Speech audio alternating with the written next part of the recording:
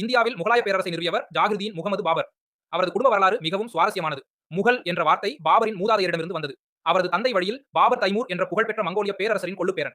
அவரது தாய் வழியில் அவரது தாத்தா யூனுஸ் கான் தாஷ்கண்டைச் சேர்ந்தவர். மேலும் பாபர் மாபெரும் மங்கோலிய அரசன் செங்கிஸ்கானின் 13வது தலைமுறை வாரிசு ஆவார். பாபர் 1483இல் பிப்ரவரி 14ஆம் தேதி பிறந்தார். அவருக்கு ஜாகிருதீன் முகமது என்று பெயரிடப்பட்டது. அதன் அர்த்தம் நம்பிக்கையை காப்பவர்.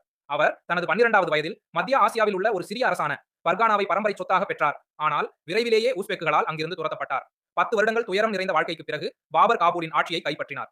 காபூலில் இருந்தபோது பாபர் தைமூரின் இந்திய படையெடுப்பை பற்றிய நினைவுகளால் ஈர்க்கப்பட்டார். 1505ஆம் ஆண்டில் காபூலை கைப்பற்றிய பிறகு அவர் இந்தியாவை நோக்கி தனது முதல் படையெடுப்பை தொடங்கினார். ஆனால் மத்திய ஆசியாவிலும் அவரது கவனம் தேவைப்பட்டது. 1524 வரை பஞ்சாபை கடந்து அவர் வேறு எதற்கும் முயற்சி செய்யவில்லை. அந்த நேரத்தில் ஒரு பெரிய வாய்ப்பு அவருக்கு காத்திருந்தது. தௌலத் கான் லோடியின் மகன் திலாவர் கான் மற்றும் டெல்லி சுல்தானின் மாமனார் ஆலம் கான் ஆகியோர் காபூலுக்கு வந்தனர்.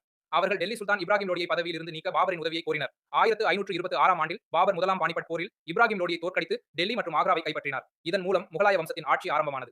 ஆக்ரா முகலாயர்களின் தலைநகரமாக அமைந்தது. பாபர் 1527ஆம் ஆண்டில் ராணா சங்கா மற்றும் அவரது ஆதரவாளர்களை கன்வா என்ற இடத்தில் தோற்கடித்தார். 1528ஆம் ஆண்டில் சந்தேரியின் தலைவரை எதிர்த்து போரில் வெற்றி பெற்றார்.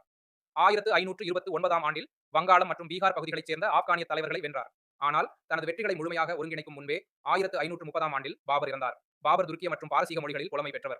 அவர் தனது சுயசரிதையான துசுகி பாபரியில் இந்துஸ்தான் பற்றிய தனது கருத்துக்களையும் விலங்குகள், செடிகள், மரங்கள், மலர்கள், கனிகள் பற்றிய விவரங்களையும் பதிவு செய்துள்ளார். செங்கிஸ்கான் தனது மகன்களில் தகுதியானவரை தனது வாரிசாக அறிவித்தார். அதே மரபை பின்பற்றி பாபரும் தனது மூத்த மகன் ஹூமாயூனை தனது வாரிசாக அறிவித்தார். இவ்வாறு பாபர் இந்தியாவில் முகலாய பேரரசை நிறுவிய ஒரு பெரிய வீரராகவும் ஆட்சியாளராகவும் வரலாற்றில் இடம் பிடித்தார்.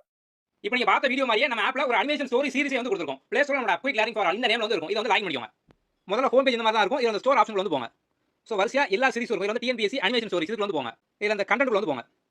ஸோ ஆல் கண்டென்ட் நம்ம இந்த மாதிரி ஒவ்வொரு டாபிக் வைஸா வீடியோ கொடுத்துருப்போம். ஸோ அந்த வீடியோ பேஸ் அடுத்து பார்த்தோம் அப்படின்னா ஒரு குவிஸ் வந்து இருக்கும். ஸோ நீங்க வீடியோ ஃபுல்லா பார்த்து முடிச்சு எல்லாம் ஸ்டோரி அனிமேஷன் இருக்கும். ஈஸியாக அண்டர்ஸ்டாண்ட் பண்ணிக்கலாம். அதை பேஸ் பண்ண டெஸ்ட் நீங்க வந்து எழுதலாம். இதே மாதிரி நிறைய டாபிக் கொடுத்துருக்கோம். ஸோ தொடர்ந்து பார்த்தோம் அப்படின்னா ஆப் அப்லோட் பண்ணிட்டு வரும். ஸோ எல்லாமே பார்த்தோம் அப்படின்னா ஒவ்வொரு வீடியோக்கு அப்புறம் அதை பேஸ் பண்ண குவிஸ் வந்து இருக்கும். ஸோ நீங்க ஈஸியாக பார்த்தோம் அப்படின்னா ஒவ்வொரு டாபிக்கும் ஸ்ட்ராங் வந்து படிச்சு முடிச்சிடலாம். நம்ம வேலிடியும் பார்த்தோம் அப்படின்னா ஃபிளெக்சிபிளா வந்து கொடுத்துருவோம். 1 month 3 month 6 month இந்த மாதிரி இருக்கும். உங்களுக்கு எது வேணும் சூஸ் பண்ணிக்கலாம். ஓகே.